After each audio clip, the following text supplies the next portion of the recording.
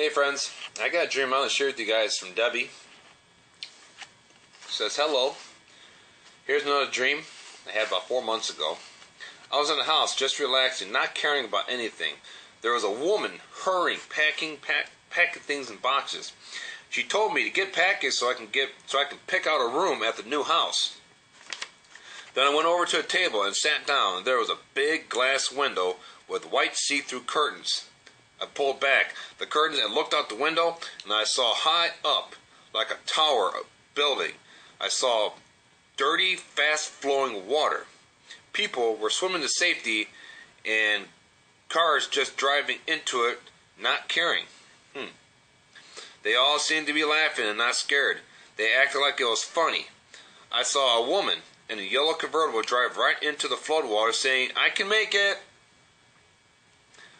Her car sank in the water. She swam to the other people laughing. They all thought it was funny. Then a little girl with a long straight hair, black hair, sat across from me and said nothing to me. I said, "Hello, Stella." Then I looked back out the window, and I saw big chunks of ice floating in the clear blue water that looked very cold. The chunks of ice started to get blocked, so I said to the little girl, "We better get packing and go so we can pick out a room before they were all gone." The woman who was packing up before said something about car keys, but I don't remember what it was. Then I was taken outside. I felt in my spirit I was in New York City. New York City. Most of the buildings were knocked down, and it was black and cloudy, and it was black and cloudy out, and it seemed to be ash all over the place. There were twisted and mingled buildings and other things all over. So stop here for a minute. So we have floodwaters coming. We have tsunami coming. We have a volcano that's in Yellowstone National Park coming. We have a whole bunch of things coming. Now, according to this dream, you had a tsunami and you had ash coming down at the same time. It's like, well, but shouldn't both of those be isolated events? Yeah, they could be isolated events, but what would it have to happen for these both these floodwaters coming, tsunamis coming, ash coming down from the sky from the supervolcanoes? What would have to happen in order for all these things to take place at once? Any answers? I'll give you a clue. It's a pole shift. Well, that's the answer, actually. Pole shift. It's the return of Jesus Christ. Pole shift. Pole shift, then rapture. I did a video on it. Some people are having dreams. It's a pole shift. Something to do with this pole shift coming. We are overdue for about 650,000 years since our last one. There's supposed to be one every 350,000, 400,000. Help me out here, guys. And this pole shift's going to come.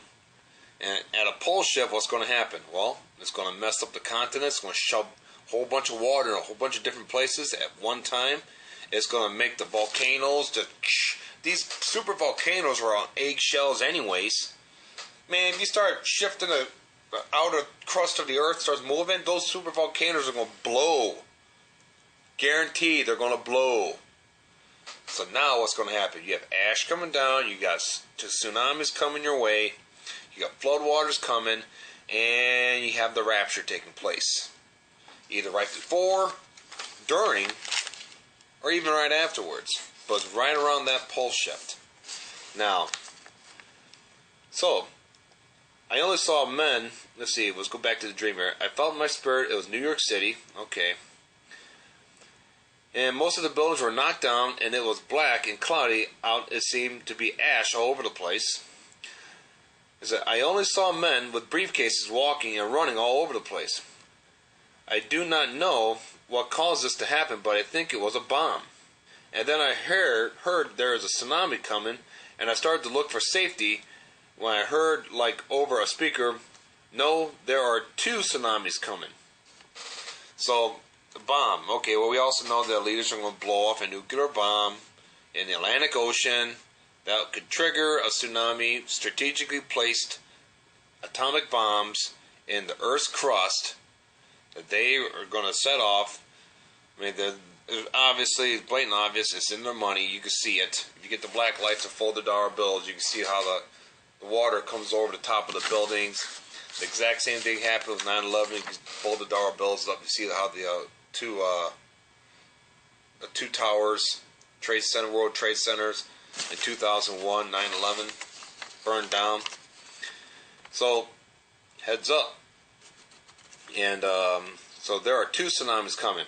I looked down the once road toward the ocean, and I saw a huge iceberg, and a giant piece of ice fell into the ocean and was going to cause a tsunami.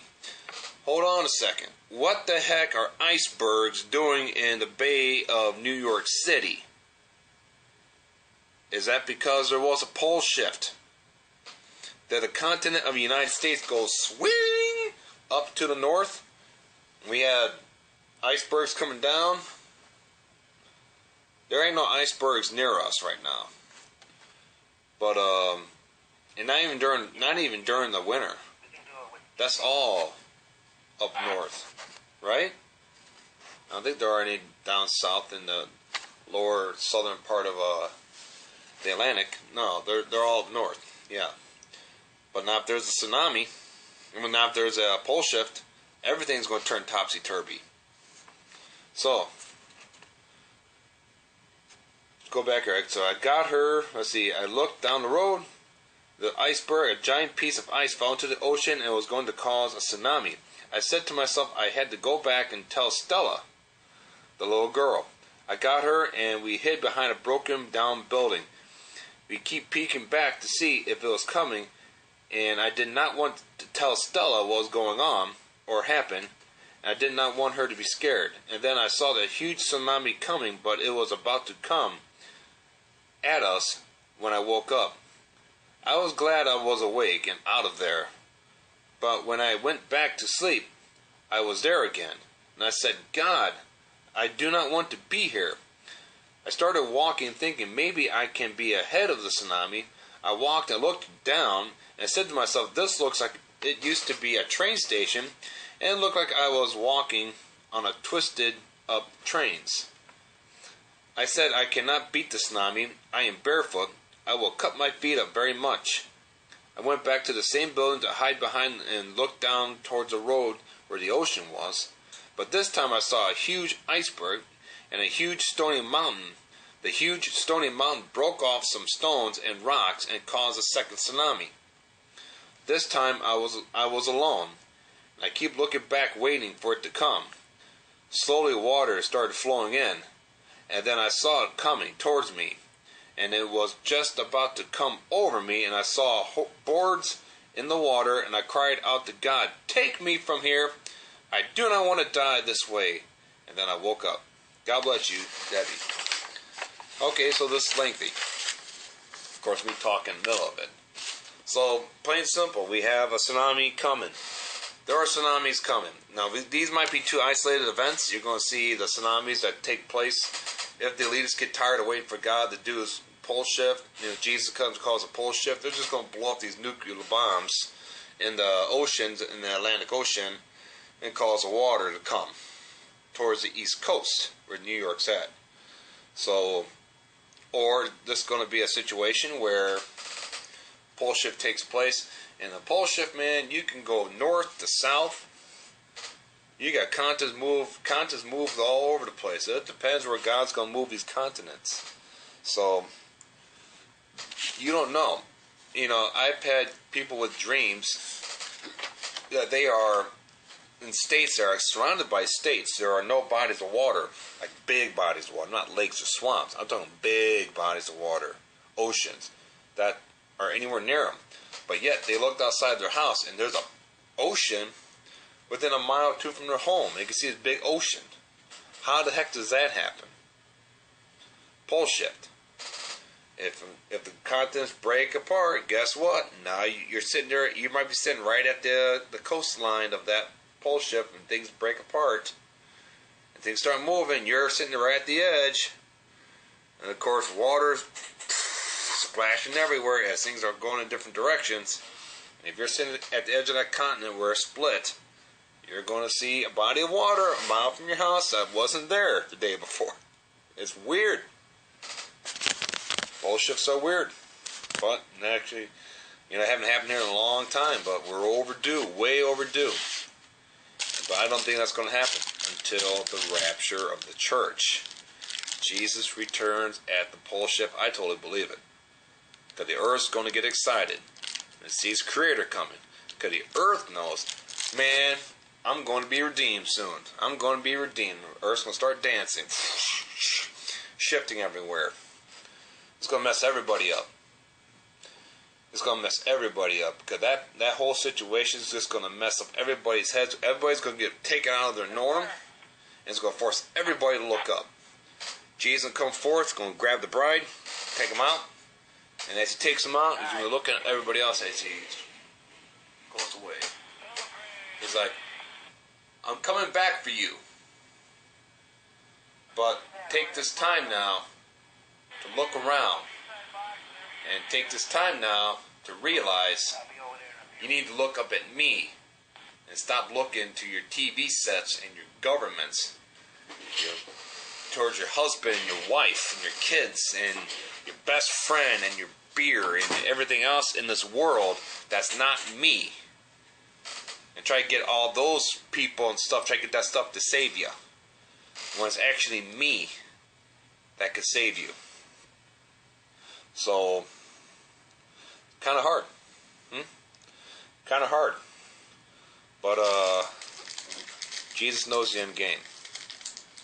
Yeah, death is not fun. But you got to realize, from Jesus' standpoint, death in the eyes of the Lord is precious to him. Death of his saints, that is precious to him. Those who die and go to hell, no. So, please like, share, subscribe. And let me know what you guys think. Email me, I need a Bible, at rpb642@gmail.com. It's in the description box below.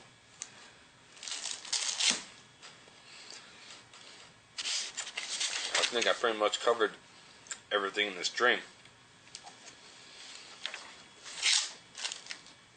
So please, comment. God bless you guys. Shalom.